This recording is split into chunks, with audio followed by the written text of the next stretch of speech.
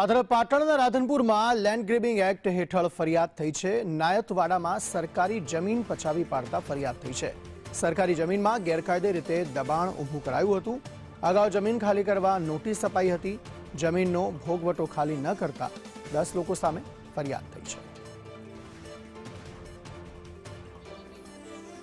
નાયતવાડા ગામમાં સરકારી જમીન પચાવી પાડતા ફરિયાદ નોંધાઈ છે।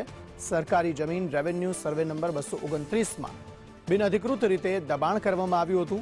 ત્યારે આ જમીન ખાલી કરવા માટે નોટિસ આપવા છતાં જમીનનો ભોગવટો ખાલી ન કરતા ફરિયાદ થઈ છે।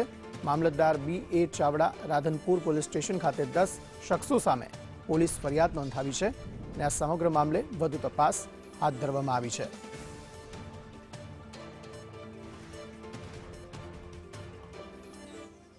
સંવાદદાતા વિષ્ણુ ઠાકોર વધુ માહિતી સાથે જોડાયા છે। વિષ્ણુ, જણાવશો શું વધુ વિગતો?